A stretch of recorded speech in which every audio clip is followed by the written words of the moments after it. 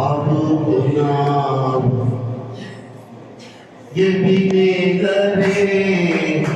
ఎబినేజరే ఇంతవరకు ఆదుకున్నావు. ఎబినేజరే ఇంతవరకు ఆదుకున్నావు నన్ను. ఇంతవరకు ఆదుకున్నావు నన్ను. ఇంతవరకు ఆదుకున్నావు. నిన్ను నా మనసుతో నిన్ను నా బలముతో ప్రేమించేదను. నిన్ను నా మనసుతో నిన్ను నా బలముతో ప్రేమించేదను. ఆరాధన ఆరాధన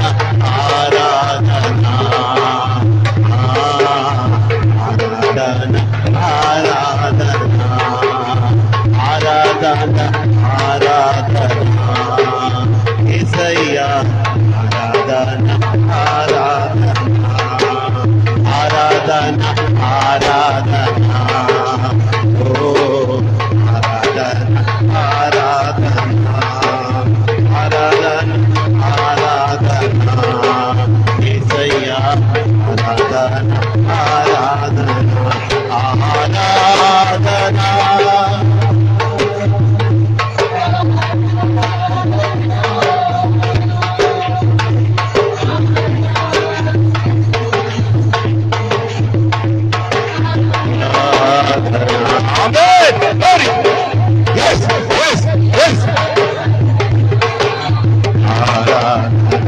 స్తుతి ఆరాధన ఆరాధన స్తుతి ఆరాధన ఆరాధన స్తుతి ఆరాధన ఆరాధన స్తుతి ఆరాధన.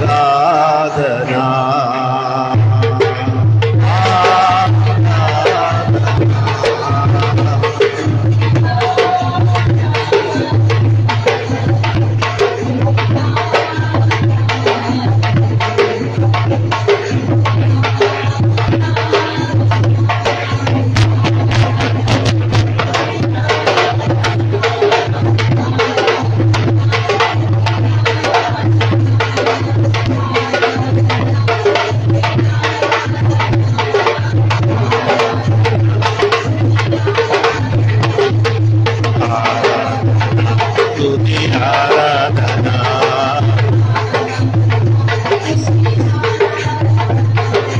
ఆరాధన స్తుతి ఆరాధన. నీ మాట చాలయ్యా, నీ చూపు చాలయ్యా, నీ తోడు చాలయ్యా, నీ నీడ చాలయ్యా. నీ మాట చాలయ్యా యేసయ్యా, నీ చూపు చాలయ్యా, నీ తోడు చాలు దైవమా, నీ నీడ చాలయ్యా. అలాగే నిలబడి ఉండగా ఆత్మ ప్రేరణ కలిగిన వారు ఒక్కరు క్లుప్తముగా వాక్య పరిచర్య నిమిత్తమై ప్రార్థించవలసిందిగా కోరుతున్నాను తల్లి. పురుషుల్లో గాని స్త్రీలలో గాని యవ్వన కుమార్తెల కుమారుల్లో ఎవరైనా సరే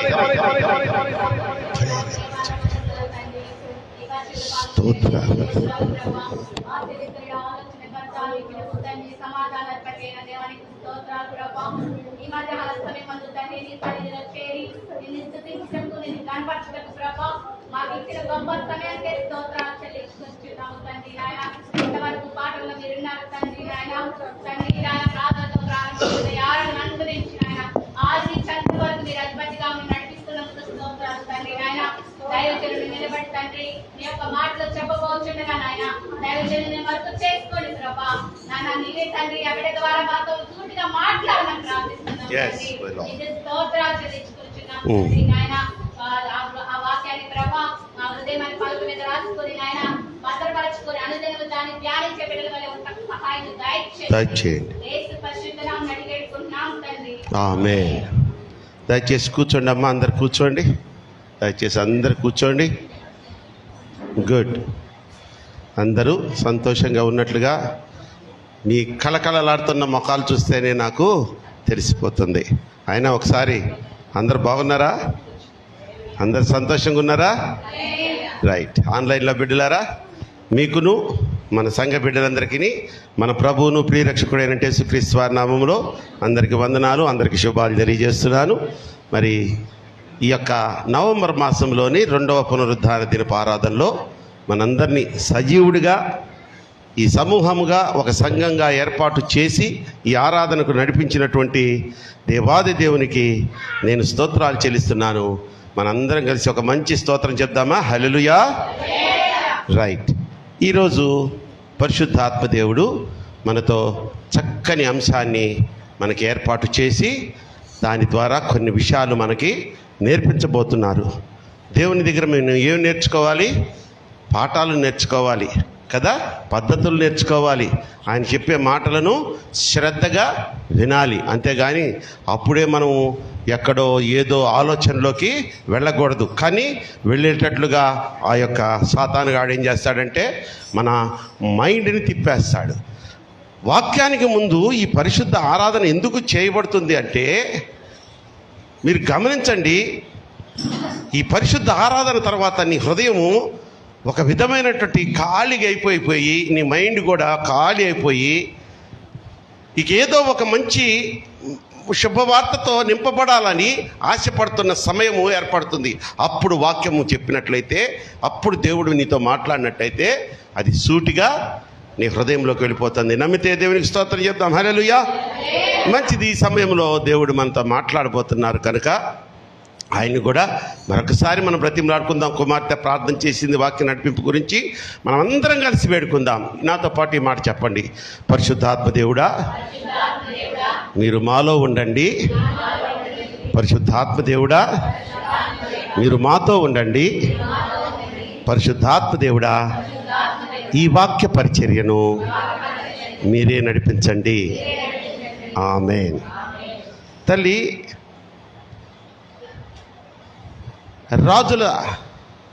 రాజుల కాలంలో యెహోషాపాతు అని ఒక రాజు ఉన్నాడు. మనందరికీ బాగా తెలిసిన రాజుగారే ఆయన ఎవరి కొడుకయ్యా అంటే ఆసా అనే ఇంకో రాజు కొడుకు కదా. ఆయన వాక్యానుసారంగా, అంటే దేవుని యొక్క ఆజ్ఞానుసారంగా, వాక్యం అంటే ఏంటి? దేవుని యొక్క ఆజ్ఞలే కదా. దేవుని యొక్క ఆజ్ఞానుసారంగా, వాక్యానుసారంగా నడిచిన రాజులలో ఆయన కూడా ఒకడు. వాక్యానుసారంగా పాలన కూడా చేశాడంట. రాజు అంటే పరిపాలన చేస్తారు. ఈరోజు మనకు రాజులు లేరు. ఈరోజు మనకు ఎవరున్నారు? నాయకులు ఉన్నారు, మంత్రులు ఉన్నారు, ప్రధానమంత్రులు ఉన్నారు, ముఖ్యమంత్రులు ఉన్నారు, దేశ అధ్యక్షులు ఉన్నారు. ఒకానొకప్పుడు సమయంలో రాజుల కాలంలో వీళ్ళు ఆసా అనే రాజుకి కుమారుడిగా జన్మించినటువంటి యెహోషాపాతు, ఈయన వాక్యానుసారంగా పరిపాలన చేసిన రాజు. మీరందరూ ఇవి జాగ్రత్తగా గుర్తుపెట్టుకోండి. ఆయనకు 35 సంవత్సరములు వచ్చిన తర్వాతే ఆ రాజ్యము పరిపాలన చేసే అవకాశం వచ్చిందంట. రాజుగా నియమింపబడ్డాడు. ఎవరు చెప్పండి నాతో పాటు? ఆయన పేరేంటి? యెహోషాపాతు.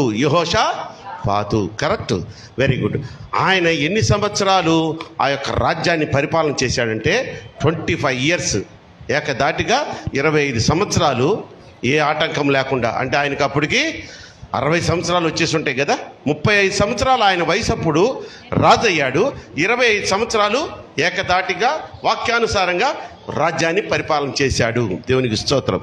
సరే, ఇక్కడ యెహోషాపాతు గురించి మనకి దేవాది దేవుడు నేర్పించబోతున్నటువంటి విషయాలు ఏంటయ్యా అంటే, సంఘము నేర్చుకోవలసినటువంటి పాఠం. ఎవరి ద్వారా? యెహోషాపాతుని చూసి ఆయన చేసిన పనులను బట్టి, చేసిన పరిపాలన బట్టి. సంఘం అనగా ఎవరు? సంఘం అంటే ఎవరు చెప్పాలి? మనమే. మనం అంటే ఎవరు? ఒక ఆ దైవ అభిషేకం పొంది అభిషేకించబడినటువంటి దైవజనుడు. అలాగే యేసుక్రీస్తు ప్రభువాన్ని నిజరక్షకుడిగా ఆరాధిస్తూ ఆయన రక్తము ద్వారా కడగబడి విశ్వాసముగా ముందుకు సాగిపోతున్న విశ్వాసులైన మీరు, మనమందరం కలిస్తేనే ఒక సంఘం. దేవునికి స్తోత్రం చెప్దాం. హల్లెలూయా. సంఘం అంటే ఏదో 4 రాతి గోడలు కొట్టేసి ఇటుపక్క ఒక పెద్ద మళ్ళా కొత్త మందిరం నిర్మించుకొని, ఇది కాదు సంఘం అంటే. దైవజనుడు ఉండాలి, యేసు రక్తం ద్వారా కడగబడినటువంటి విశ్వాసులు ఉండాలి. అదే సంఘం. సరే, 2వ దినవృత్తాంతములు 17వ అధ్యాయము జాగ్రత్త మనం గమనిద్దాం.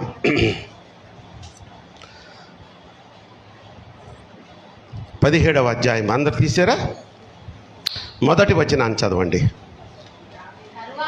తరువాత అతనికి బదులుగా ఎవరికి బదులుగా? ఆసాకు బదులుగా అతని కుమారుడైన యెహోషాపాతు రాజయ్యి. ఎవరు రాకుండా?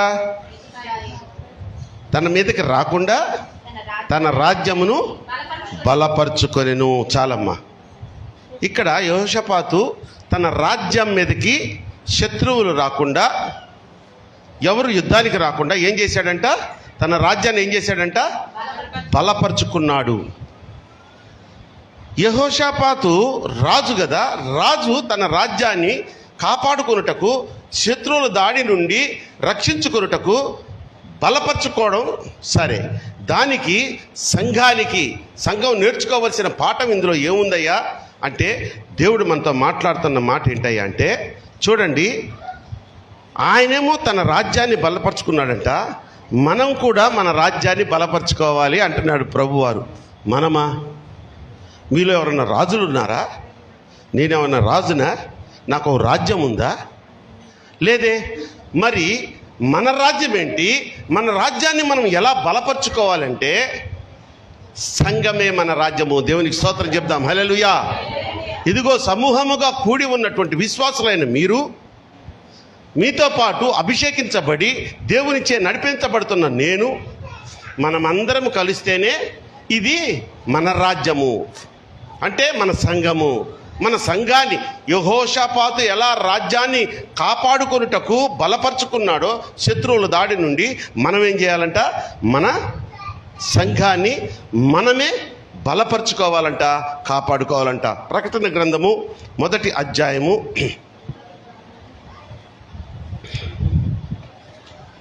1వ గ్రంథము అందరు తీయండి అన్నమాట.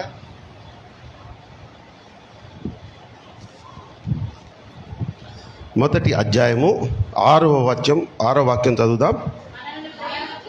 మనలను ప్రేమించుచు తన రక్తము వలన మన పాపముల నుండి మనలను విడిపించిన వానికి మహిమయు ప్రభావమును యుగయుగములు కలుగునుగాక. ఆమేన్.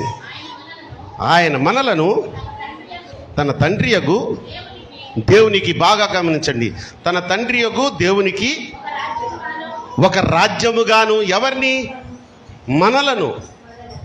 మనలను ప్రభువారు చెప్తున్నారు ఇక్కడ, తండ్రియగు దేవునికి మనలను ఒక రాజ్యముగాను. మీకు ఇప్పుడు అర్థమవుతుందా? మన రాజ్యం అంటే ఏంటి? ఈ పాస్టర్ గారు ఎట్టి చెప్తున్నాడు, రాజ్యం అంటే సంఘం అంటున్నాడంటే నేను చెప్పిన మాట కాదు, పరిశుద్ధ లేఖంలోని మాటను మీకు చూపిస్తున్నాను.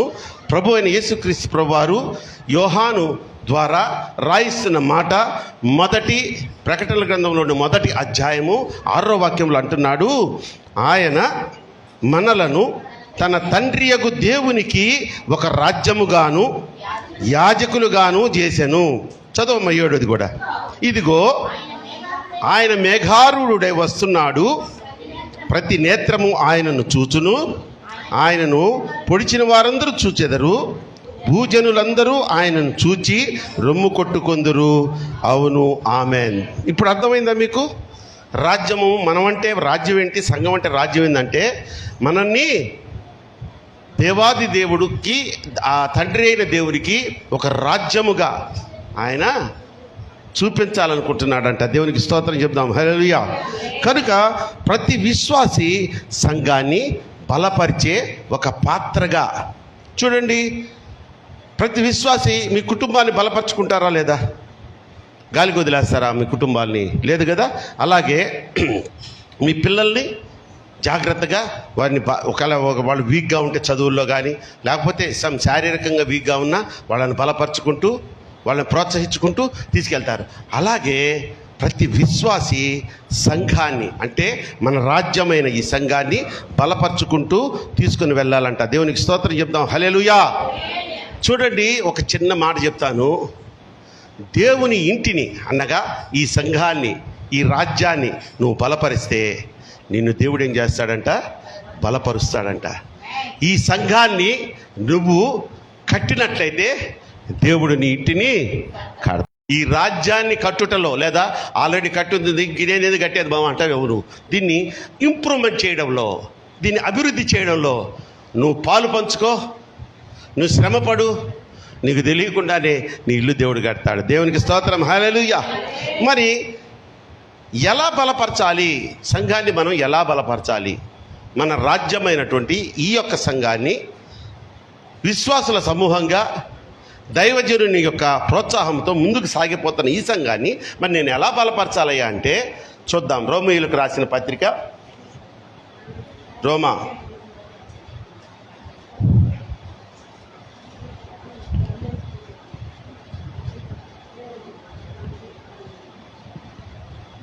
14వ అధ్యాయము 17వ వాక్యాన్ని చూద్దాం తల్లి. రోమీయులకు రాసిన పత్రిక 14వ అధ్యాయము 17వ వాక్యం. దేవుని రాజ్యము భోజనము పానము కాదు కానీ. ఆగుదాం అక్కడ. దేవుని రాజ్యం అంటే ఏమంటున్నాడు? మనం దేవుని రాజ్యం అంటే ఏమనుకున్నాం? మన సంఘం. ఈ సంఘం అంటే భోజనము పానము కాదు కానీ, చదువు తల్లి, నీతియు సమాధానమును పరిశుద్ధాత్మ యందలి ఆనందమునై ఉన్నది. గట్టిగా స్తోత్రం చెప్దాం. హల్లెలూయా.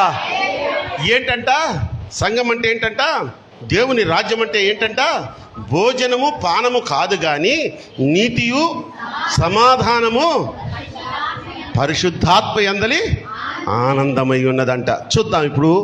నీతి అంటే సంఘంలో ఏంటి?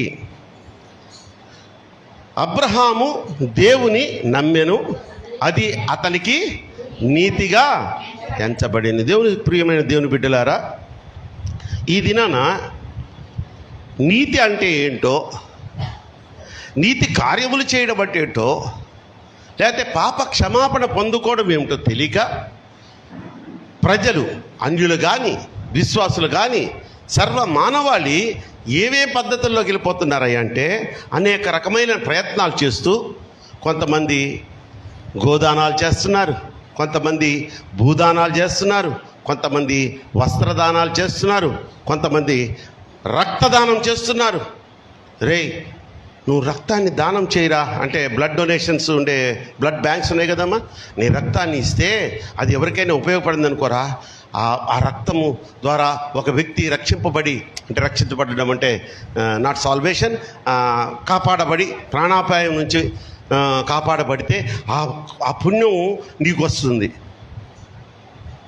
వస్తుందా? నీ రక్తం ఇంకోటికి ఇస్తే నీకు పుణ్యం వస్తుందా? నువ్వు చేసిన పాపం పోతుందా? పోదు.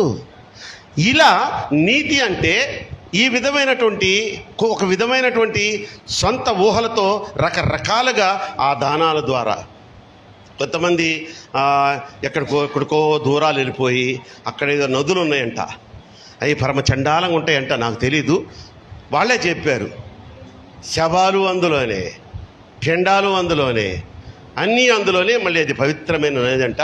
దాంట్లో పోయి బుడింగని మురిగిలేస్తే ఈడు ఏమవుతాడంటమ్మా? చెప్పాలా పాస్టర్ గారు? ఏమవుతారంట? దేవునికి స్తోత్రం చేద్దాం. హల్లెలూయా. పాపాలు పోకపోగా ఇంకా దరిద్రం ఇంకేదో మన నెత్తి వచ్చి పడుద్ది. వీడు బుడిగిని మునిగి లేచేటోడికి పైన అప్పుడే ఒక శవం వచ్చింది అనుకోండి, ఇంక వాడి పరిస్థితి ఇచ్చుకోండి నడుచుకొని పారిపోతాడు. ఇవి కాదు తల్లి నీతి అంటే. అసలు ఈ తెలంగాణ ఆంధ్ర రాష్ట్రాల్లో సంబంధించిన కలిసినప్పుడు ఒక ఊరుందంట. ఆ ఊర్లో అంటే తల్లి మహా అయితే ఓ 200 గడప అంటే 200 ఇళ్ళు ఉంటాయట. 200 ఇళ్లల్లో ఇళ్ళకు గాను అంటే ఎంత ఉంటుంది తల్లి? చిన్న ఊరు కదా పల్లెటూరు, 35 గుడులు ఉన్నాయంటారు. 200 ఇళ్ళు ఉన్న ఒక పల్లెటూరులో 35 గుడులు ఉన్నాయి. ఇదేంటయ్యా ఇంతమంది ఇన్ని గుడులు ఉన్నాయి ఏంటని మనం ప్రసాదన్న లాంటి అమాయకుడు పోయి అడిగితే అక్కడ ఆ ఊరి పెద్ద ఆయన ఉంటాడంట కదా, అయ్యా మా ఊర్లో నరహంతకులు జాస్తి అన్నాడట. నరహంతకుల అదేంటయ్యా అంటే ఇది మాది ఫ్యాక్షన్ గ్రామం. ఫ్యాక్షన్ అంటే తెలుసుగా? ఫ్యాక్షన్ అంటే మీరు బాగా చూస్తూ ఉంటారు కదమ్మా సినిమాలు. ఫ్యాక్షన్, సమరసింహారెడ్డి ఇంకా చెప్పండి, అందించండి మంచి ఫ్యాక్షన్ సినిమాలు. ఆది ఫ్యాక్షన్ సినిమానేనా? కృష్ణారావు మామ కాదా? సరే. ఏయో ఫ్యాక్షన్ అంటే తెలుసుగా, నరుక్కోవడమేక. వాళ్ళకు మాటలు రావు, ప్రేమలు అంతకంటే ఉండవు. పొద్దున్న లేస్తే ఎవరిని నరుకుదాం, అవతలోడు దొరికాడా ఖైమా కొట్టడమే, యువతలోడు దొరికాడా వీడిని ఖతం చేయడమే. అటువంటి గ్రామం అది. అందుకని ఒకడిని నరకడం, జైలుకు పోతాడు, శిక్ష అనుభవిస్తాడు, వచ్చేస్తాడు ఊళ్ళోకి. వస్తే నేను చేసిన ఈ హత్యా పాపం ఎలా పోవాలని అడిగితే, ఏం లేదురా అబ్బాయి, నీకు ఇష్టమైన దేవతకో దేవుడికో ఒక గుడి కట్టేయి, నీ పాపం పోద్దని చెప్పేవాళ్ళంట. 200 గడప ఉన్న ఒక ఇల్లున్న ఒక ఊర్లో 35 గుళ్ళు ఉన్నాయంటే 35 మందిని నరికేశారమ్మా. దానివలన వాళ్ళు నీతిమంతులుగా ఎంచబడతారా? లేదు కదా. సో సంఘాన్ని మరి ఎలా మనం బలపరచుకోవాలి అంటే ప్రభువారు ఒకటే మాట చెప్తున్నారు, నూతన ఆత్మలను నీ రాజ్యమని పిలువబడే ఈ సంఘంలోనికి నువ్వు ఆహ్వానించాలి. నూతన ఆత్మలు కాకుండా సత్య సువార్త అంటే ఏంటో తెలియని వారికి తెలియజేయాలి. నువ్వు సత్య సువార్త అంటే ఏంటో తెలియకుండా అయిపోయింది ఈరోజు క్రైస్తవులకి.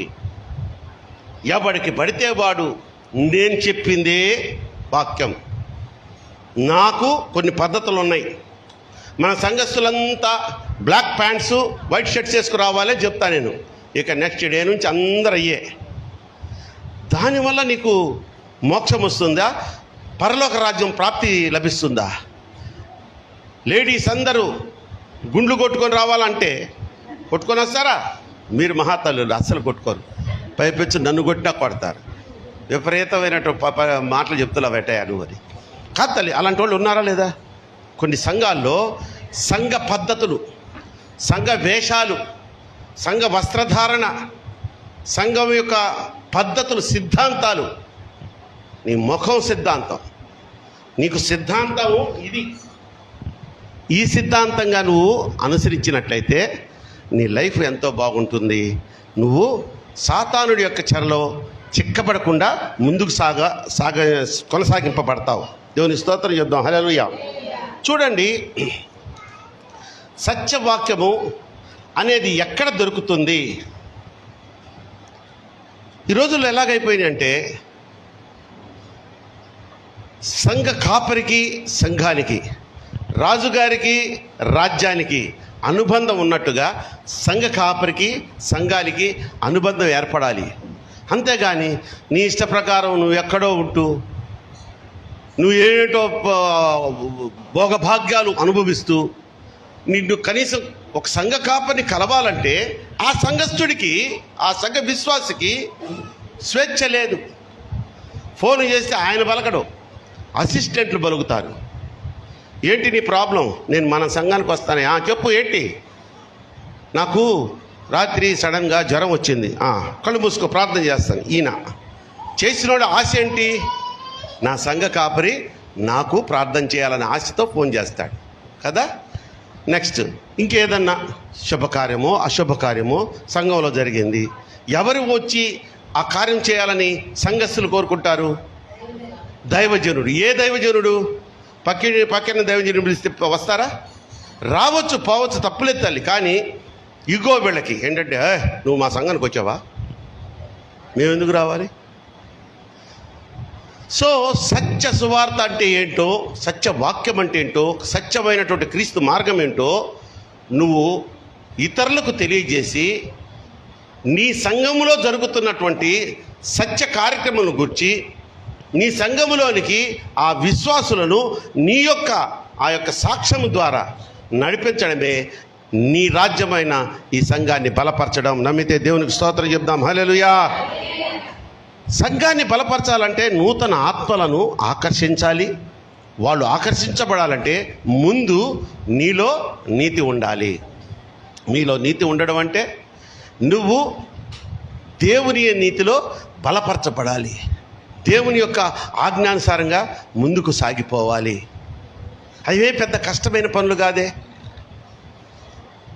ప్రభువారు చెప్తున్నారు, మొదట్లో మనం చెప్పుకున్నాం ఏంది, అబ్రహాము దేవుని నమ్మెను, అది అతనికి ఏమైనా కష్టమైన పనేమో? దేవుని నమ్మడం కష్టమైన పనా? ఏం తల్లి, దేవుని నమ్మడం కష్టమైన పనా? దేవుని నమ్మాము కనుకనే కదా మనం అందరం ఇక్కడ కూడాము. సో అది అస్సలు కష్టమైన పని కాదు. కనుక మొదటి ఏంటంటే నీతి అనే, మనం ఏం చెప్పుకున్నాం, చదువుకున్నాం రోమాపత్రిక 14వ అధ్యాయము 17వ వాక్యంలో, దేవుని రాజ్యము భోజనమును పానమును కాదు గాని నీతియు సమాధానము పరిశుద్ధాత్మనందలి ఆనందము. సో నీతి ద్వారా నీ సంఘాన్ని బలపరచుకోవచ్చు. రెండోది సమాధానం. మన సంఘంలో ఇది చాలా ప్రాముఖ్యమైనటువంటి మాట, మీరు జాగ్రత్తగా వినండి. ఏంటి అంటే సంఘములో సమాధానం అంటే ఒకరికొకరు, ఒక సంఘములో మనం చేరి ఆ జీవము గల దేవుణ్ణి ఆరాధిస్తున్నామంటే నీకు నాకు శత్రుత్వం ఉండొచ్చా? చాందిని నీ చెల్లితో నీకు తగు ఉండొచ్చా? పొద్దున్నే లేచి నీకు ఇష్టమైన టిఫిన్ చేసి లేదు, ఆమెకి ఇష్టమైన టిఫిన్ చేసిందని అమ్మతో గొడవాడచ్చా? అమ్మతో సమాధానం పడాలి కదా. అలాగే సంఘంలో కూడా సమాధానంగా ఉండాలి. ప్రతి ఒక్కరము ఏదో ఒక సంథింగ్ రాంగ్ ఏదో జరిగింది, మనకు కొంచెం మూడు స్పాయిల్ అయింది, 1 గంట 2 గంటలు మళ్ళా మామూలు అయిపోవాలి. తన తప్పు తను తెలుసుకున్నవాడే హెచ్చింపబడతాడంట. దేవునికి స్తోత్రం చెప్దాం. హల్లెలూయా. కొంతమంది ఉంటారు మూర్ఖపు మనుషులు.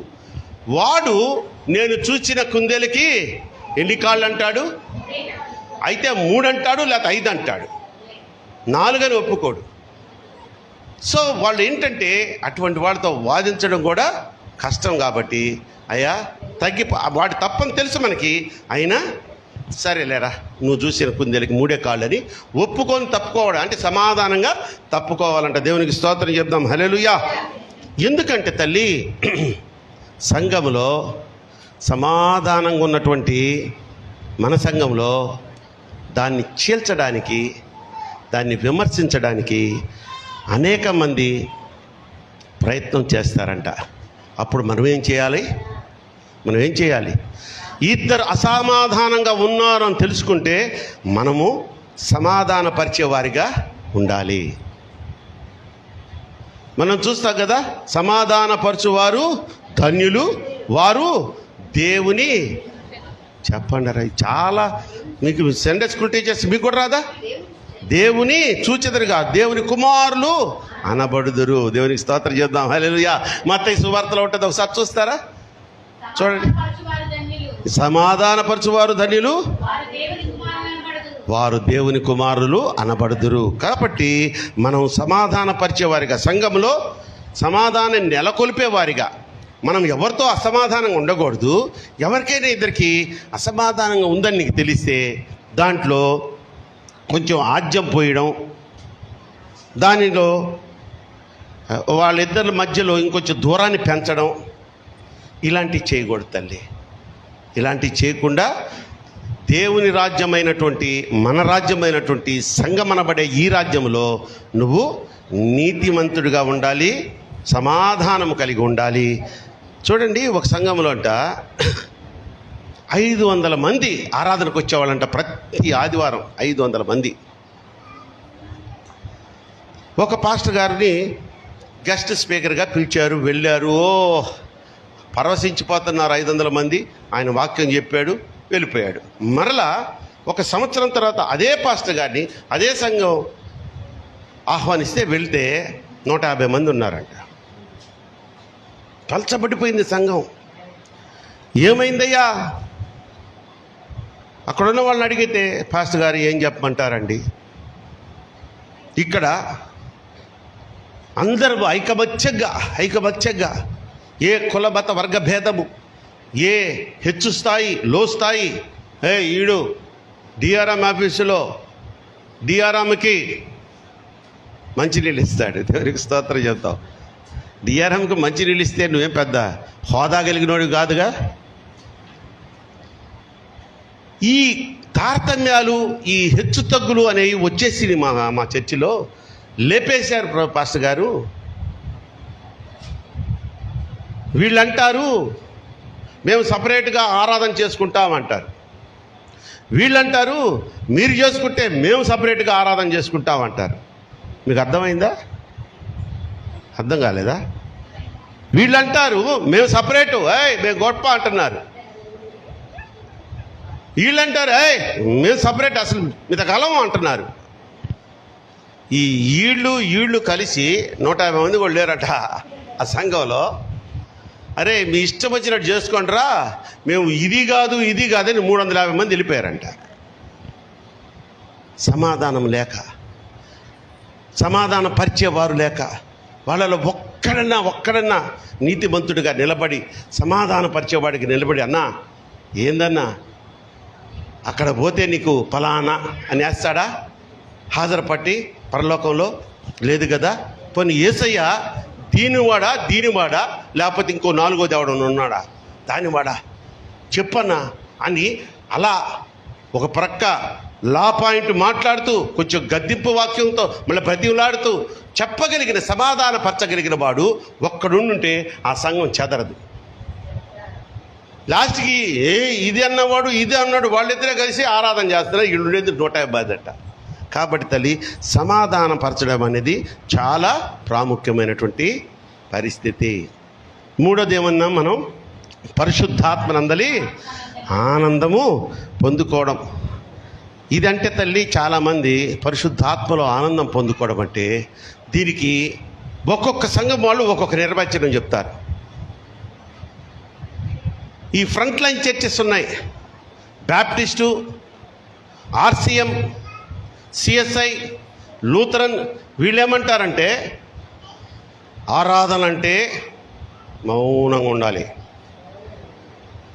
హల్లెలూయా చెప్పకూడదు, అల్లరి చేయకూడదు, చప్పట్లు కొట్టకూడదు, బిగ్గరగా భాషలు మాట్లాడకూడదు. అందుకనే ఈ టాప్ లైన్ చర్చెస్ వాళ్ళందరూ చూడండి, వాళ్ళ ఆరాధన అంటే మధ్యలో గురక. వాళ్ళ ఆరాధన అంటే మౌనం తప్పు కాదు. నేను చెప్తున్నాను చూడండి, ఆరాధనలో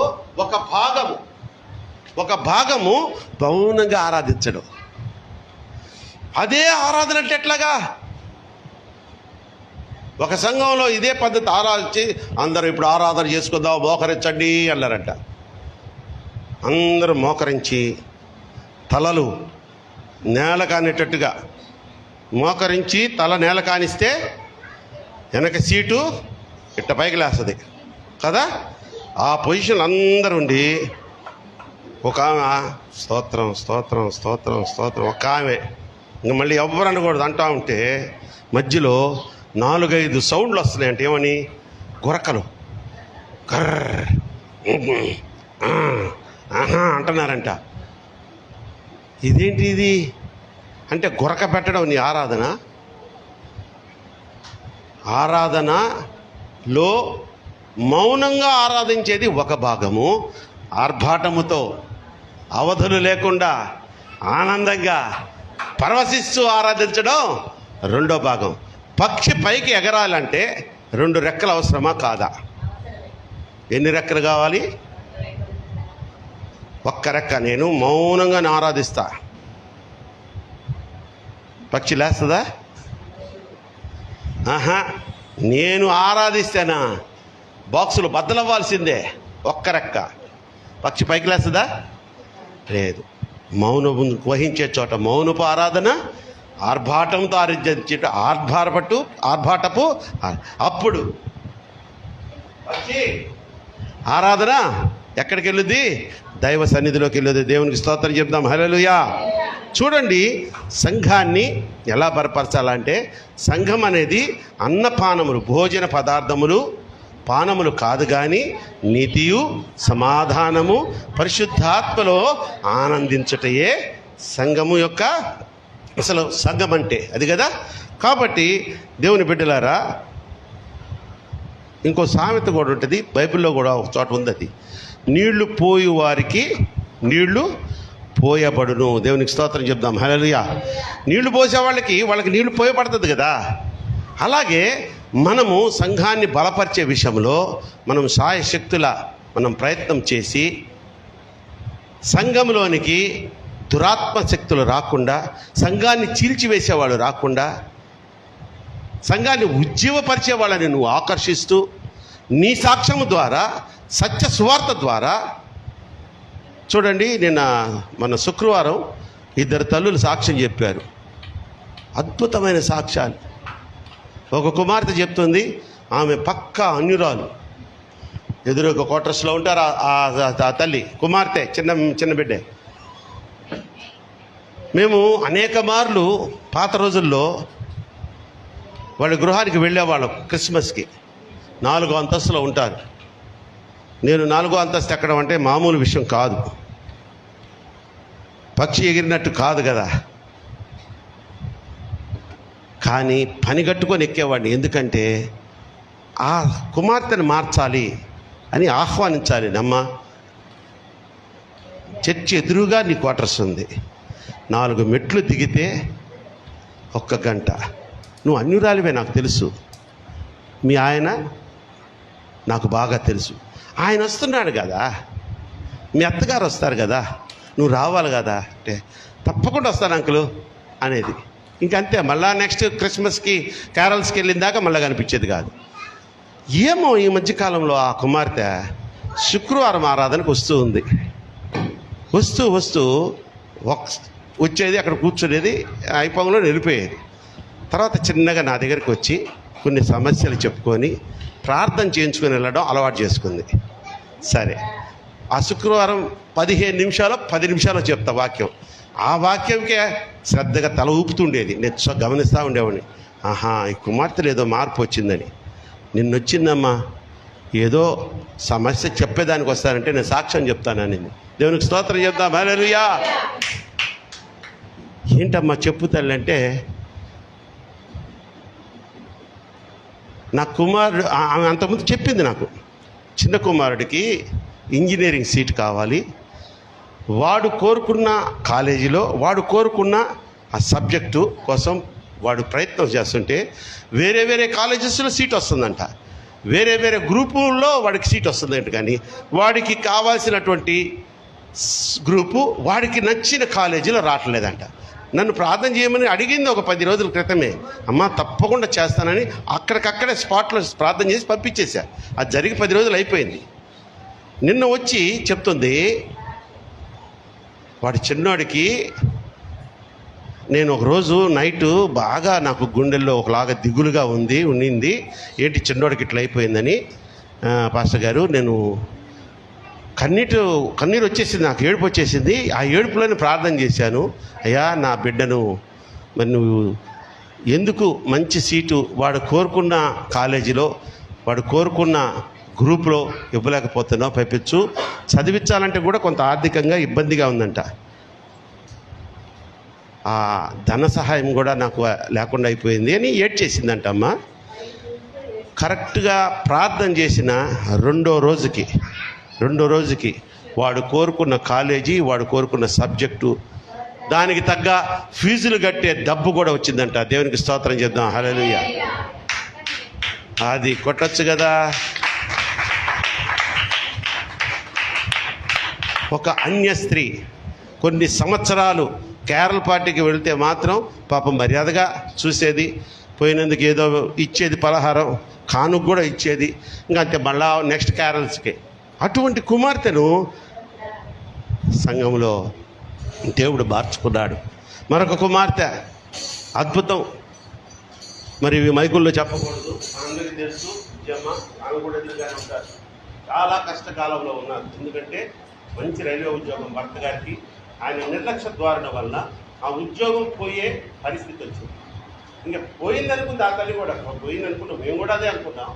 కానీ పట్టుదలగా ప్రార్థన మాత్రం చేస్తున్నాం. ఆ సమయంలో నేను వచ్చి, అన్న డీజీ ఆఫీస్, ఆయన రైల్వే పోలీస్ డిపార్ట్మెంట్లో చేస్తాడు, డీజీ ఆఫీస్ నుంచి కాల్ వచ్చింది, ఒకసారి వచ్చి మాట్లాడదని అన్నాడు. దేవుడికి స్తోత్రం చెప్పండి. హల్లెలూయా. ఆయన ఒకరోజు, 2 రోజులు, 4 రోజులు కాదు, ఒక 2 సంవత్సరాల నుంచి పోవట్లేదు కదమ్మా. అమ్మా దేవుడికి స్తోత్రం చెప్పండి. నెలలు కాదు, సంవత్సరాల నుంచి పోట్ల. అన్నా ప్రసాద్ అన్న, నువ్వు 4 రోజులు పోకపోతే నీకు మెమోలు వస్తాయి కదా. శ్రీనివాస్ అంతే కదా నాన్న, అంటే మీరు డిపార్ట్మెంట్ వాళ్ళు కాబట్టి అడుగుతున్నా. మెరకల్ కాబట్టి తల్లులారా, మనము మన సాక్ష్యము అన్ననే. ఈ తల్లి వాళ్ళ జీవితంలో జరిగినటువంటి సాక్ష్యం బయట ఇంకొకరికి చెప్పిందనుకో, వాళ్ళు డెఫినెట్గా ఆకర్షింపబడతారు. సమస్యలు లేని వాళ్ళు ఎవరు? ఓహో, ఇంత క్లిష్టమైనటువంటి పరిస్థితుల్లోని ఈ సహోదరికి అంత మేలు చేశాడా దేవుడు ఆ సంఘంలో. దేవునికి స్తోత్రం చెప్దాం. హల్లెలూయా. ఏ సంఘంలో? స్క్రీన్ కట్టుకొని తారాప్రకాష్ అక్కడ స్క్రీన్లో మాట్లాడుతుంటాడు, నేనేమో నెల్లూరులో ఉంటా, మీరు విజయవాడలో హల్లెలూయా అంటుంటారు. ఈ సంఘం కాదు మంది. ముఖాముఖిగా మాట్లాడుకుంటాం, ఒకరి సమస్యలు ఒకరు ముఖాముఖిగా షేర్ చేసుకుంటాం. మనం అందరం కలిసి దేవుణ్ణి ఐకమత్యంగా ఏక కంఠంతో ఏక ఆత్మతో మొరబెట్టుకుంటాం. తప్పించుకోగలడా? యాకోబు చేసింది అదే కదా, పెనుగులాడాడంట. దేవుడితో పెనుగులాడితే దేవుడు తప్పించుకొని వెళ్ళిపోలేకపోయాడట. మరి నన్ను వదలరా బాబు, నాకు టైం అయిపోతుందంటే, నువ్వు నన్ను దీవిస్తే కానీ నేను వదలను యేసయ్యా అన్నాడు యాకోబు కదా. అదమ్మ పెనుగులాట ప్రార్థనలోది. సో మనము మన రాజ్యాన్ని బలపరుచుకోవాలన్నది మొదటి పాయింట్. రెండో పాయింట్ చెప్తున్నాను చూడండి. అదే రెండవ దిన వృత్తాంతాలు 17వ అధ్యాయము 2వ వాక్యాన్ని చదువుకుందాం. 2వ వాక్యం. అతడు ప్రాకారపు పురములన్నిటి యందు, యూదా దేశంలోనంటే తన దేశంలోని ప్రాకారపు పురములు, ప్రాకారములు అంటే కోటలు, ప్రాకారపు పురములన్నిటి యందు సైన్యముల నుంచి యూదా దేశమంతు తన తండ్రి అయిన ఆశా పట్టుకొనిన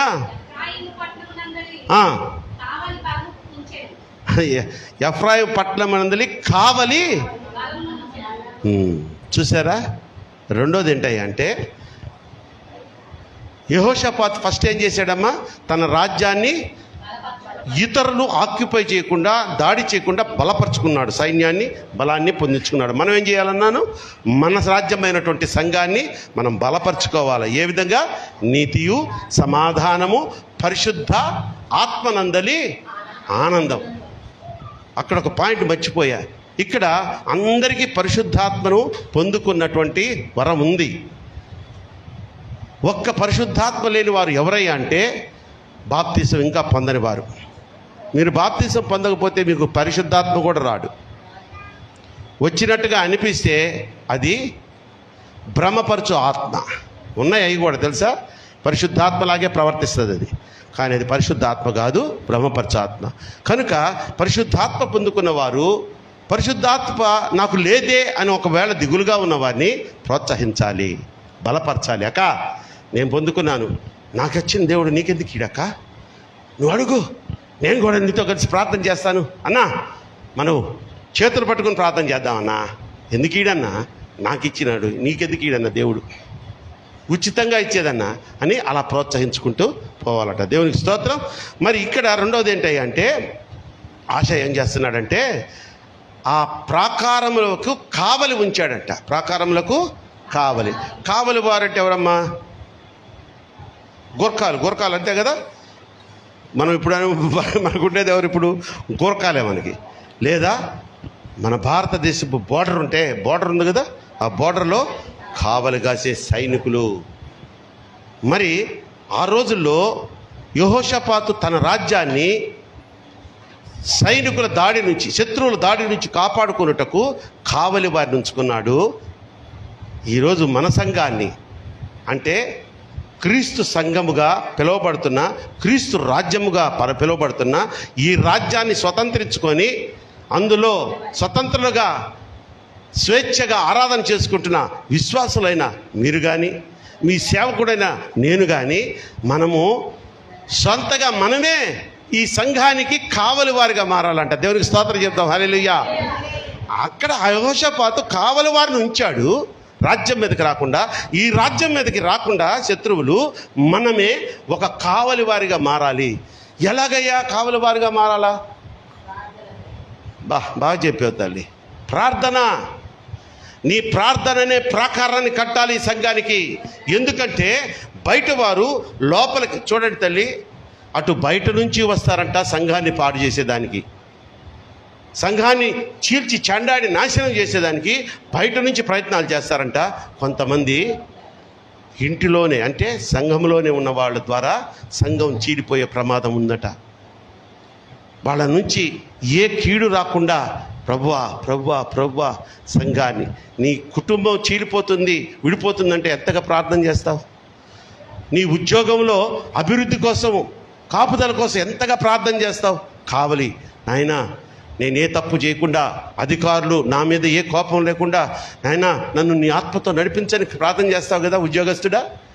ఓ వ్యాపారస్తుడా, నువ్వు ఉద్యోగస్తుడి కంటే ఒక గ్యారంటీ ఉంటుంది. వ్యాపారస్తుడి గ్యారంటీ ఏముందమ్మా? లాభం వచ్చినట్టే ఉంటుంది, తుస్సుమంటది. అజాగ్రత్తగా ఉన్నావా? అప్పుడు ఇంకా బలంగా వ్యాపారస్తులు ఏం చేయాలా? నా వ్యాపారం బాగుగా అభివృద్ధి చెందాలా, నష్టం అనేది రాకూడదు, నా వ్యాపారం చుట్టూ కావలి ఉంచు ఆ ప్రభువా అని నువ్వు ఎలా ప్రార్థన ద్వారా అది పొందుకుంటావో, నీ సంఘము కూడా కాపాడబడుటకు నువ్వు ఒక కాపరిగా, అంటే కాపరి అంటే కావలివాడిగా, కాపరి కాదు కావలివాడిగా ఉండి మారి నీ ప్రార్థన ద్వారా దీన్ని కాపాడుకోవాలంటున్నాడు. పౌలు భక్తుడు అంటాడు, అపోస్తల కార్యములు 20వ అధ్యాయము, అపోస్తల కార్యములు 20వ అధ్యాయము 28వ వాక్యం. దేవుడు తన స్వరక్తమిచ్చి సంపాదించిన తన సంఘమును కాయుటకు పరిశుద్ధాత్మ దేనియందు అధ్యక్షులుగా ఉంచెను. ఆ యావత్తందు గురించియు మీ మట్టుకు మిమ్మల్ని గురించి జాగ్రత్తగా ఉండుడి. నేను వెళ్ళిపోయిన తర్వాత క్రూరమైన తోడేళ్ళు మీలో ప్రవేశించునని నాకు తెలియను. వారి ముందు కనికరపడరు.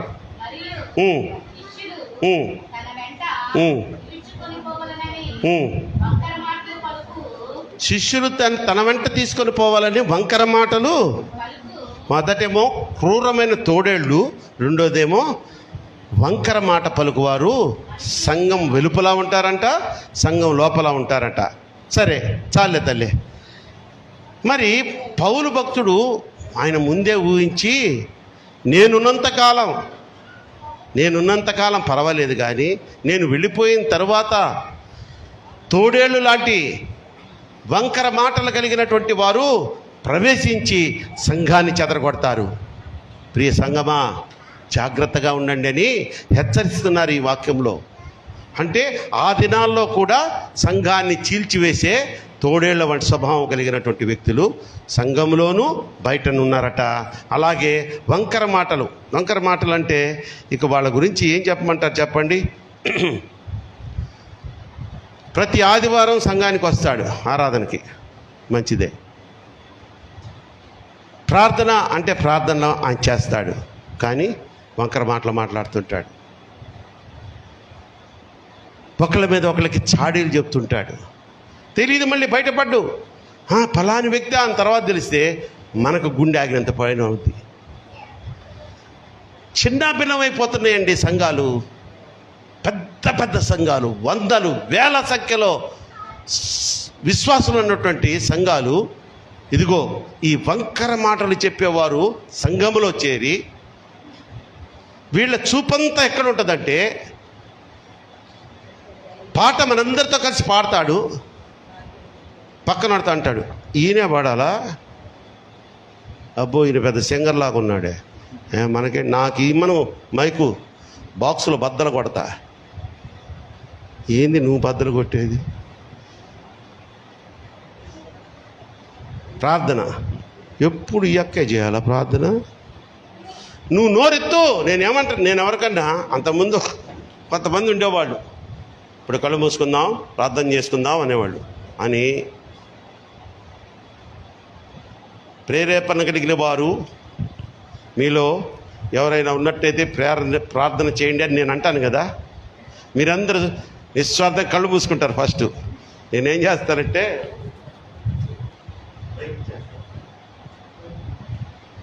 ఇచ్చేవాళ్ళు ఉన్నారు అలాగా, మా కట్టితో మేము చూసాం.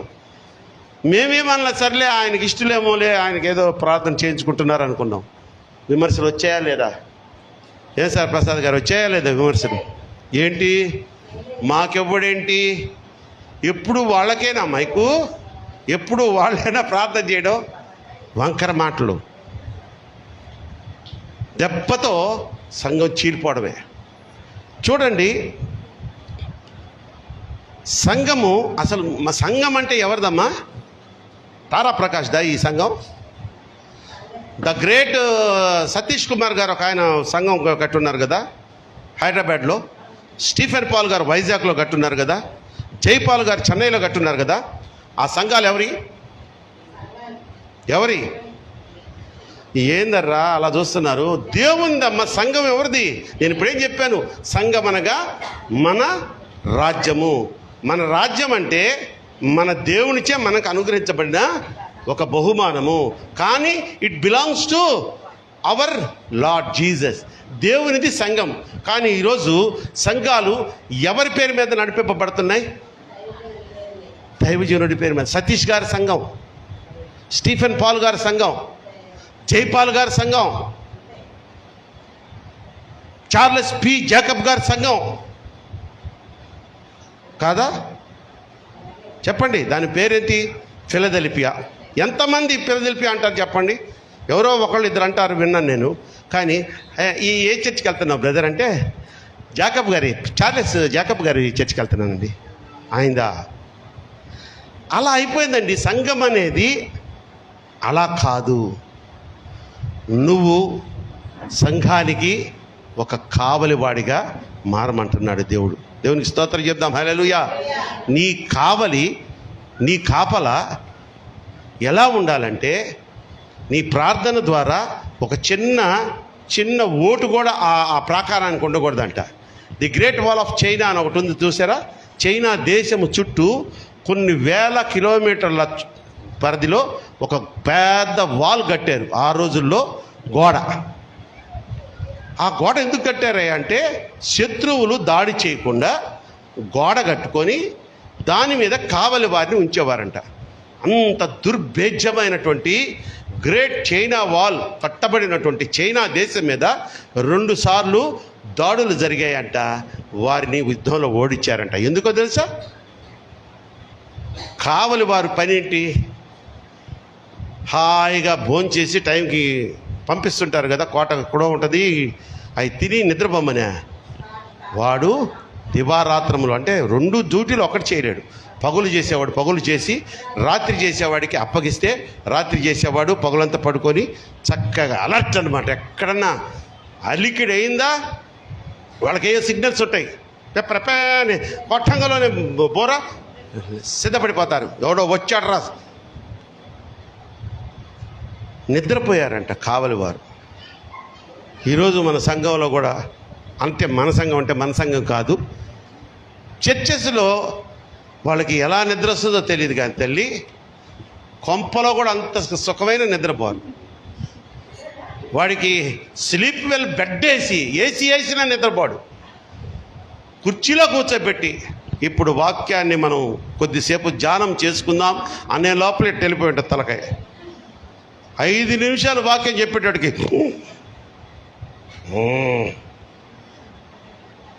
అలా నిద్రపోయాడంట. ఎవరు?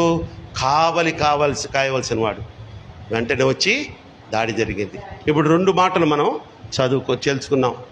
యెహోషాపాతు తన సామ్రాజ్యాన్ని కాపాడుకొనుటకు అవలంబించిన పద్ధతుల్లో ఒకటి ఏంటయ్యా అంటే ఆ రాజ్యాన్ని బలపరుచుకున్నాడు.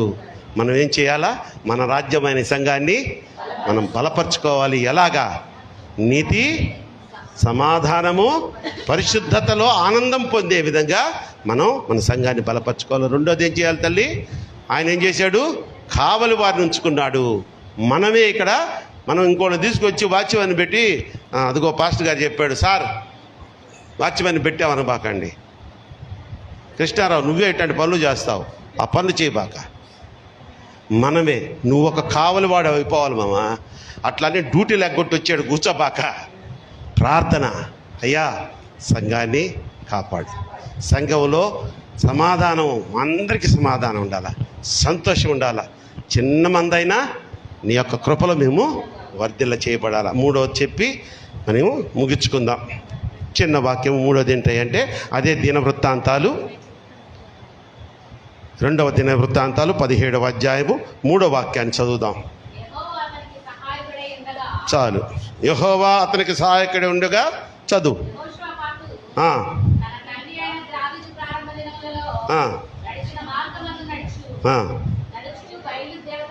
చాలే తల్లి, చాలే. ఫస్ట్ వాడికి వాక్యం మళ్ళీ చదువు. యెహోవా అతనికి సహాయకుడై ఉండగా.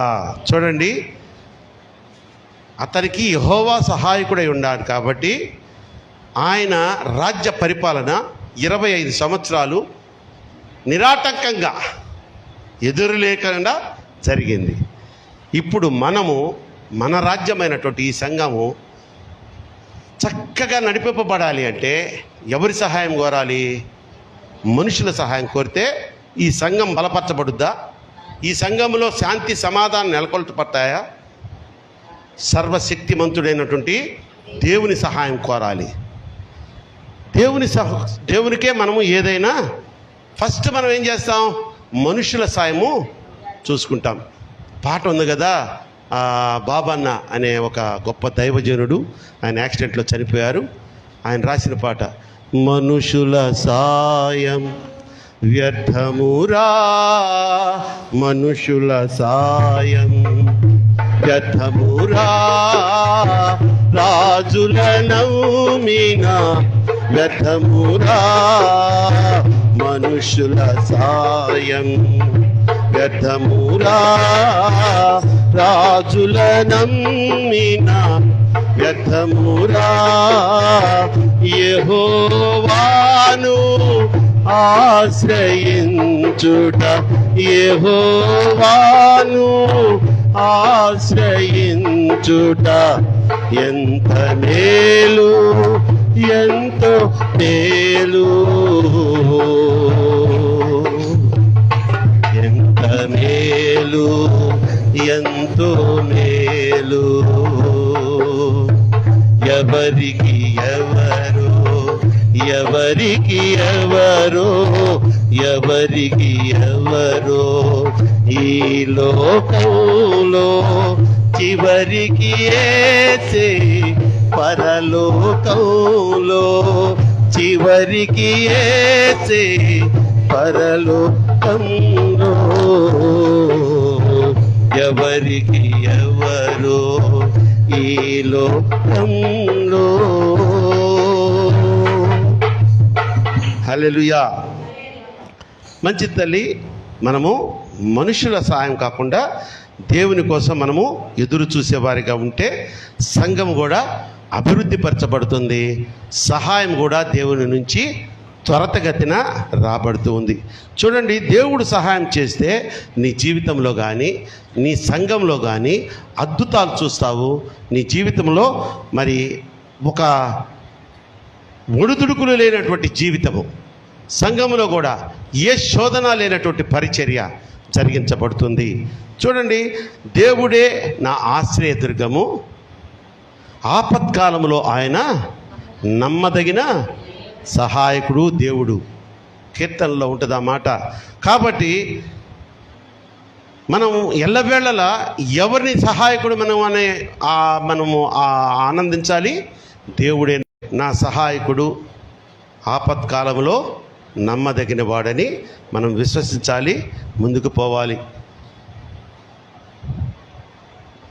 పూర్వము ఒక జమీందారు సహాయం చేసేవాడు. వాళ్ళల్లో ఒకడు తెలివిగా ఒక బోర్డు రాశాడంట. ఫలానా, ఇప్పుడు వెంకటగిరి జమీందారు అనుకోండి, వెంకటగిరి జమీందారు గారే నా సహాయకుడు అని రాశాడంట. రాసి జమీందారు గారు బయటకు వెళ్ళారు, వచ్చేటప్పుడు కనపడేటట్టు ఆయన పెట్టాడంట. అది రెండవ వాడు, ఆ ఎదురుగా ఉండే బెచ్చగాడు, దేవుడే నా సహాయకుడు అని రాసి ఆయన బోర్డు పెట్టాడంట.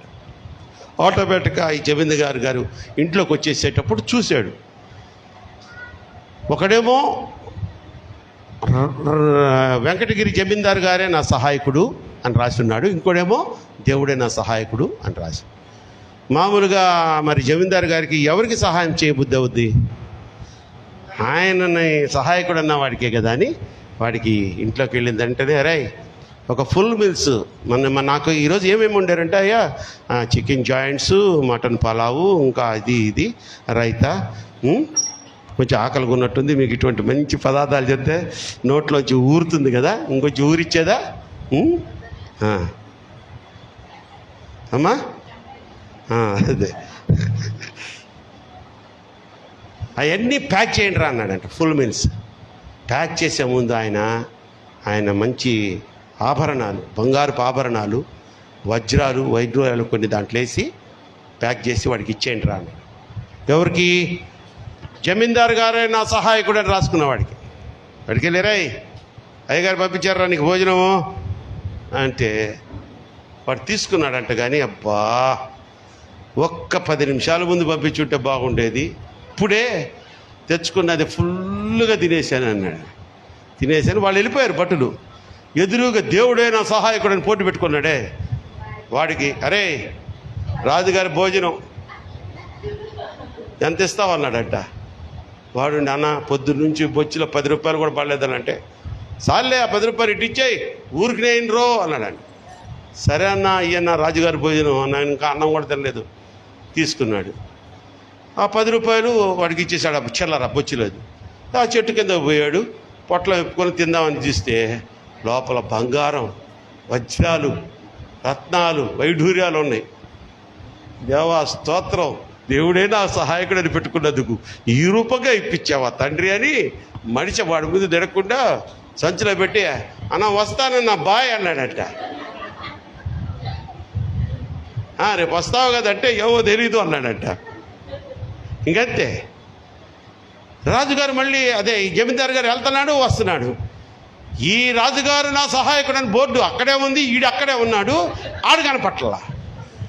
రాజుగారు ఉండి, ఏందిరా వాడికి అంత నేను వజ్రాలు వైడూరాలు ఇస్తే, బంగారం ఇస్తే ఇంకా అడుగు తిట్టున్నాడు ఏంటి ఈడు, ఆ ఎదుటోడు కనపట్టలేదు ఏంటి, కనుక్కుంటారని మళ్ళీ పంపిస్తే, ఒరేయ్ నువ్వు ఆ రోజు భోజనం చేసావా అని భటులు వచ్చి అడిగితే, అన్నా భోజనం అంటే ఆ రోజు నాకు బాగా ఆకలిగా ఉంది, అందుకని సారీ ఆకలి తీరిపోయింది, భోజనం చేశాను, అందుకని అది ఆ ఎదుటున్న వాడికి 10 రూపాయలకి అమ్మేశాను అలా అన్నాడు. ఒరే నిష్టదరిద్రుడా, దాంట్లో రాజుగారు వజ్రాలు, వైడూర్యాలు, బంగారం పెట్టి పంపించాడు రా నీకు, రాజుగారే నాకు సహాయకుడు అని రాసినందుకు నీకు దరిద్రం తాండవిస్తుందిరా అన్నాడు. కాబట్టి ప్రియమైన దేవుని బిడ్డలారా, మనం కూడా ప్రసాద్ గారే నా సహాయకుడని 1000 రూపాయలు తీసుకొని నేను ఇక ఆ తర్వాత 3 రోజుల తర్వాత అన్నా అంటే అసలు అక్కడ చూడగలో ఇక్కడ పోతుంటాడు ప్రసాద్ గారు. అమ్మ మళ్ళీ డబ్బులు అడుగుతాడని. ప్రతి సమయంలో ఒకరోజు ఫస్ట్ ఉండాలంటే ఉందాం, డబ్బులు లేవు.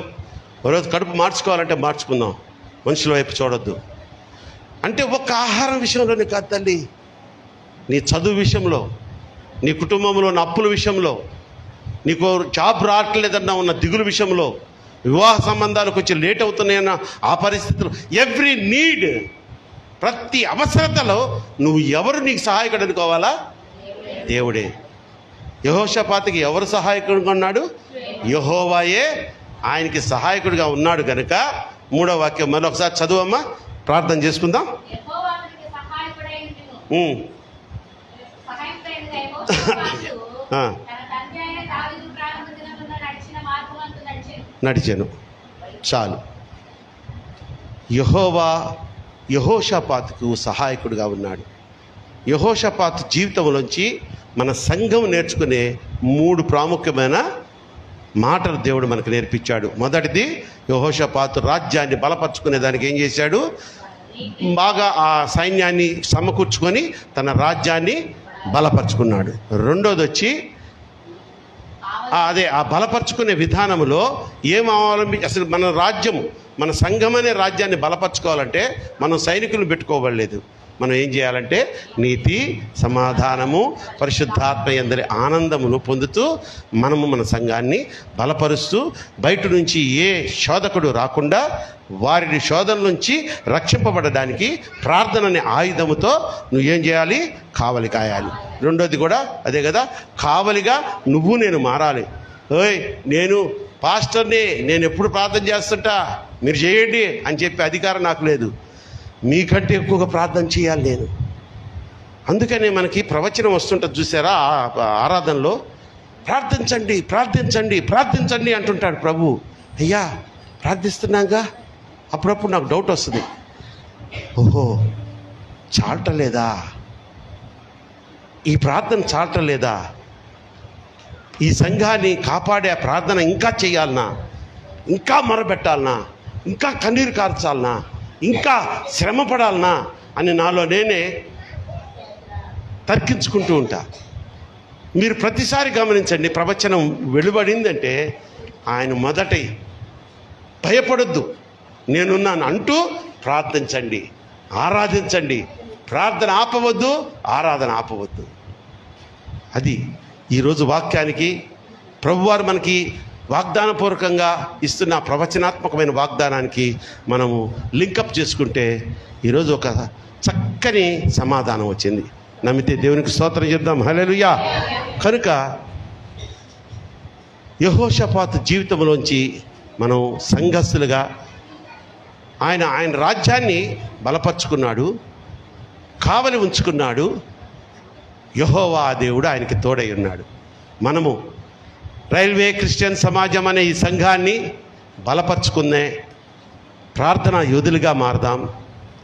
కావలి వారిగా మనము సంఘంలోనికి ఏ దురాత్మలు, దుష్టశక్తులు రాకుండా, చెదరగొట్టకుండా ఉండేవారిగా, కావలి వారిగా ఉందాం.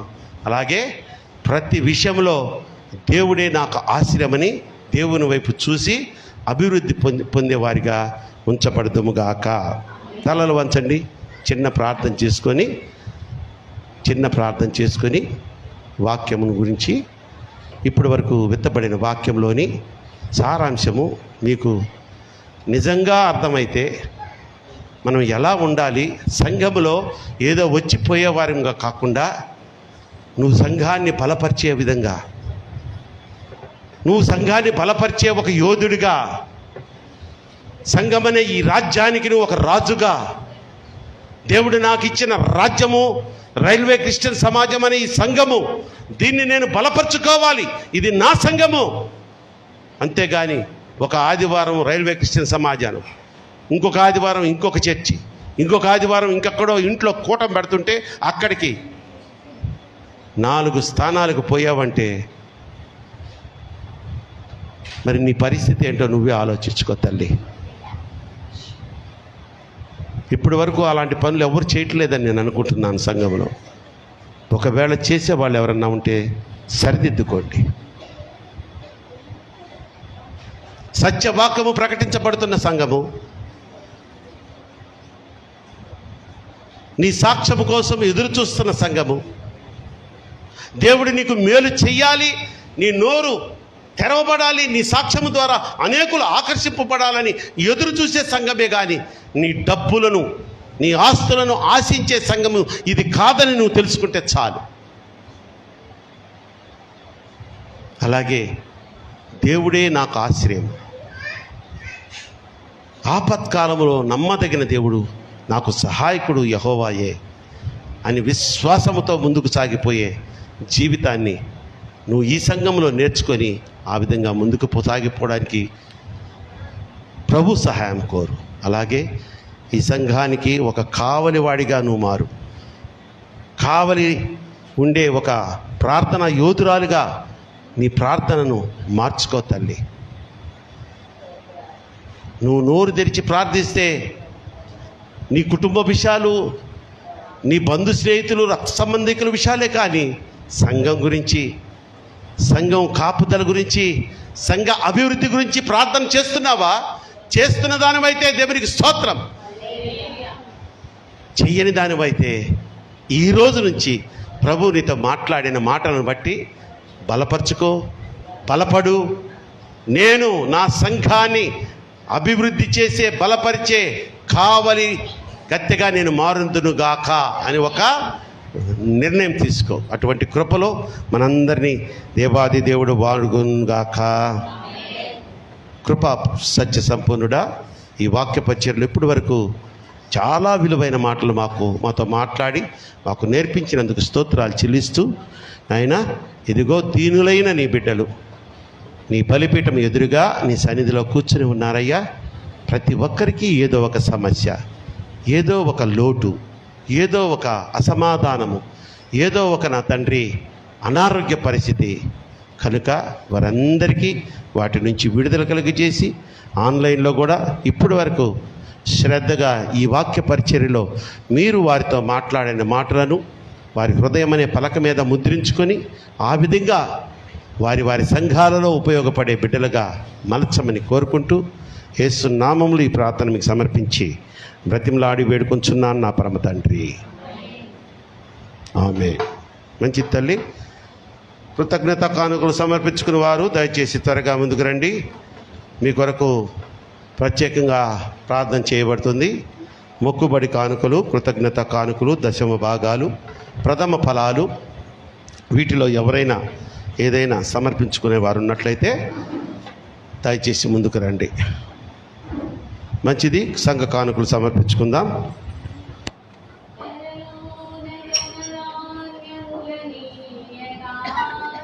కరుణించి కాపాడి రక్షింపగా ధరలోన ధనధాన్యములనీయగా కరుణించి కాపాడి రక్షింపగా ధరలో ధనధాన్యములు నీకీయగా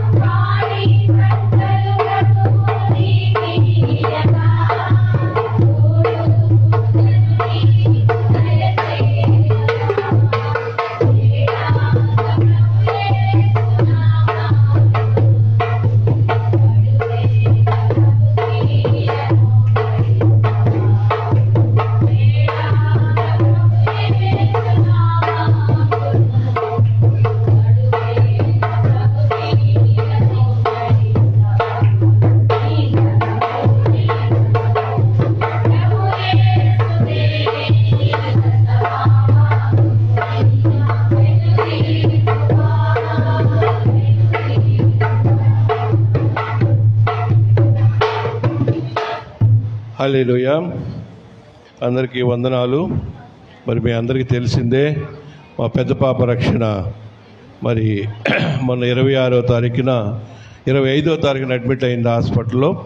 26వ తారీఖు పొద్దున్నే 9:30 ప్రాంతాల్లో ఆపరేషన్ చేసి మగబిడ్డను ప్రసవించింది. మరి దేవుడు మా అందరి ప్రార్థన ఆలకించి మంచి బిడ్డని ఇచ్చినందుకు దేవునికి వందనాలు. అలాగే మరి మీరు కూడా ఎంతో ప్రార్థన చేసినారు, మీకు కూడా వందనాలు చెప్తూ మరి నిన్న కూడా హాస్పిటల్కి వెళ్ళారు, డాక్టర్ దగ్గరికి, ఇద్దరి దగ్గరికి వెళ్ళారు, ఇద్దరు బాగుందని చెప్పినారు. మరి అందరూ మీ అందరికి కూడా ప్రత్యేకంగా వందనాలు చెప్తున్నాను.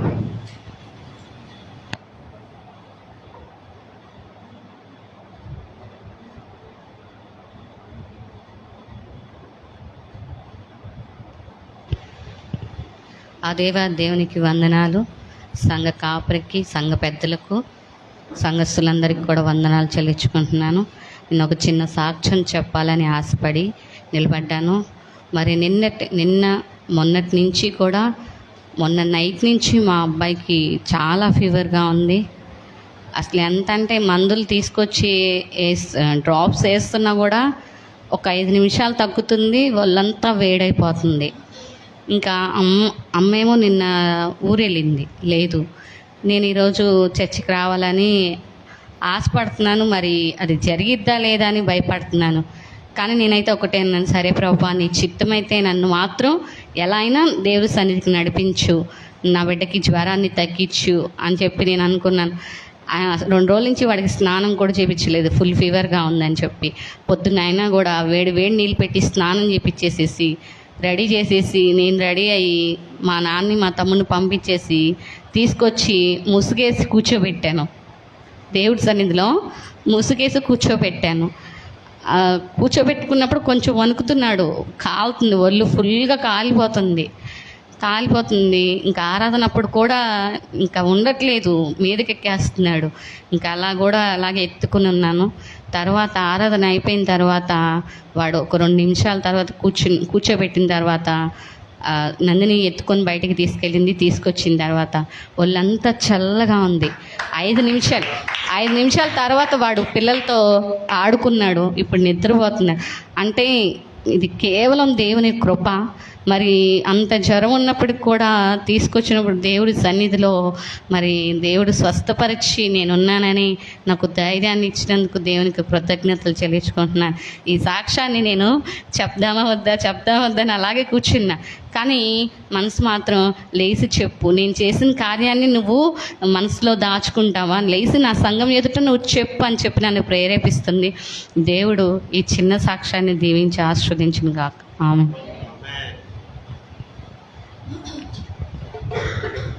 మంచిది. 2 అద్భుతమైన సాక్ష్యాలు. రవి గారు చెప్పినట్లుగా మరి ప్రియకుమార్తె రక్షణ క్షేమకరమైన ప్రసవం ద్వారా ఆరోగ్యకరమైన బిడ్డలు జన్మించే విధంగా దేవుడు కృప చూపించారు. తల్లి బిడ్డ క్షేమంగా ఉన్నారు.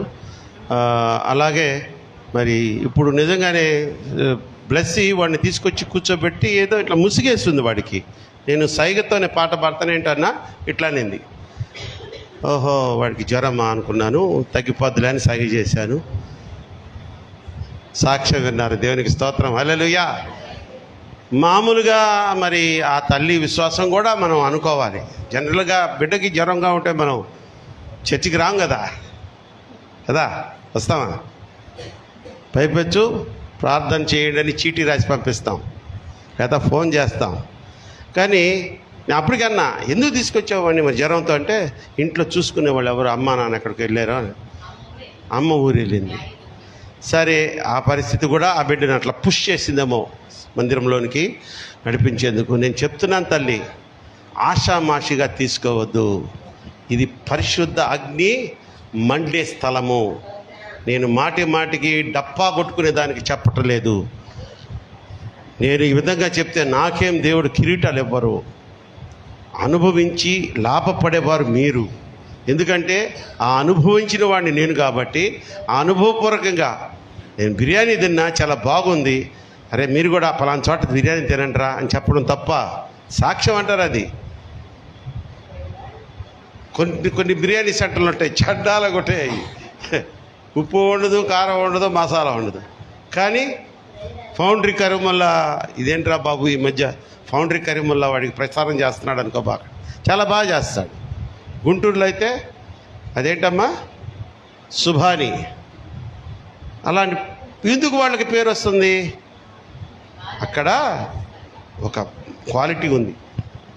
మన సంఘంలో ఉన్న ప్రసిద్ధి ఏంటయ్యా అంటే, నువ్వు మెట్ల మీద నుంచొని ప్రార్థన చేసుకున్నా నీ జీవితంలో కార్యం జరుగుద్ది. కనుక అటువంటి మహిమగల సంఘంలోనికి నడిపింపబడడం నిజంగా నీ ధన్యత, నాకైతే మహాధన్యత. దేవునికి స్తోత్రం చెప్దాం. హల్లెలూయా. మంచిది, లేచి నుంచుందాం. అందరం లేచి నుంచొని చివరి ప్రార్థన ఆశీర్వాదంతో సంతోషంగా ఇంటికి వెళదాం. ఎవరు నిర్లక్ష్యంగా ఉండొద్దు, అలక్ష్యంగా ఉండొద్దు. శుక్రవారం ప్రార్థనకు కూడా రావడానికి ప్రయత్నం చేయండి. మరి ఒకవేళ అది డే టైం కాబట్టి మేము రాలేకపోతున్నాం, ఉద్యోగాలు ఉన్నాయి మాకు, సాయంత్రం మారుస్తామంటే మారుస్తాను. మీ అభిప్రాయాలు కూడా చెప్పండి నాకు. అంతకుముందు సాయంత్రం 7 నుంచి మామూలు 9 దాకా, 9 కూడా కాదు, 8:30 లోపల అయిపోయేది. అలా పెట్టుకుందామంటే మీ ఇష్టం. లేదు ఇదే బాగుంది అంటే ఇలాగే కొనసాగిద్దాం. తలలు వంచండి, కళ్ళు మూసుకోనండి.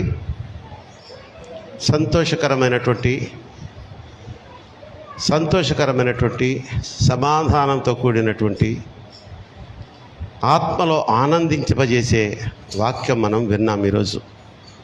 ఆయనే మనతో మాట్లాడాడు. యెహోషాపాతు జీవితంలో నుండి మనకి 3 పాఠాలు నేర్పించారు. ఆయన రాజ్యాన్ని ఆయన బలపరుచుకున్నాడు. మన రాజ్యమైనటువంటి మన సంఘాన్ని మనం బలపరుచుకోవాలి.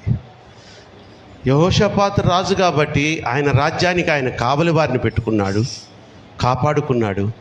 మన రాజ్యమైన మన ఈ రైల్వే క్రిస్టియన్ సమాజం అనే సంఘాన్ని స్వతంత్రించుకొని మనమే ఒక కావలి వారిగా మారాలి.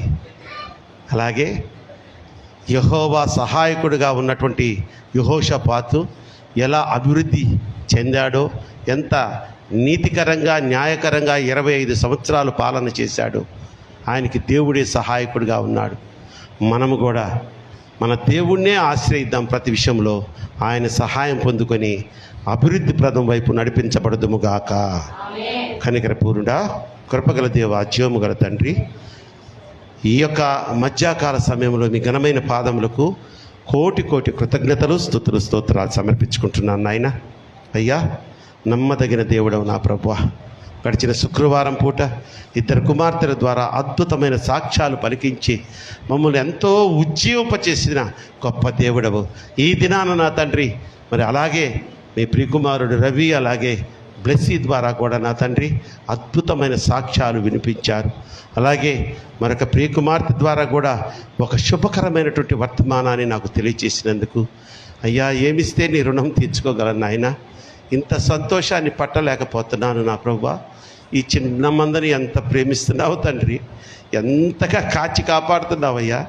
ఎప్పుడు ఒక క్షణము కూడా నీ కనుదృష్టిని ఈ సంఘస్థుల మీద నుంచి పక్కకు తొలగించకుండా ప్రతి నిత్యము ఈ సంఘాన్ని బలపరుస్తూ ఆదరిస్తూ కాచి కాపాడుతున్నావయ్యా. స్తోత్రాలు చెల్లిస్తున్నాం నాయన. నీ ప్రియ బిడ్డలను, నీ విశ్వాసముగా జీవిస్తున్న ఈ బిడ్డలను ఖాయమని నాకు బాధ్యతను అప్పచెప్పినప్పటి నుంచి నా శాయశక్తిలా నేను ప్రయత్నం చేస్తున్నాను నాయన. మరి నీ యొక్క పరిచర్యలో ఏదన్నా పొరపాటున నేను తప్పులు చేస్తుంటే నన్ను క్షమించండి. కానీ నీ ఆత్మ నడిపింపు ద్వారా నన్ను బలపరచండి నాయన. ఈ సంఘాన్ని ఇంకా నా తండ్రి అభివృద్ధి పరచగలిగే శక్తిని, బలాన్ని మా అందరికీ దయచేయండి. ఇది ప్రతి ఒక్కరి బాధ్యత. ఈ సంఘ అభివృద్ధి అనేది ఇది మా రాజ్యము. మా రాజ్యాన్ని మేము అభివృద్ధి పరచకుండా ఎలా వదిలివేస్తామన్నా ఒక తీవ్రమైనటువంటి మరి పోరాటము వారి హృదయాల్లో రగిలింప చేయండి నాయన. ఒక రోషాన్ని పుట్టించండి నా ప్రభువా. Yes my Lord. సత్యవాక్యము ప్రకటించబడుతున్న ఈ సంఘములో నాయన ఎన్నో మర్మాలు నీ ప్రియకుమారులకు, కుమార్తెలకు తెలిపారయ్యా.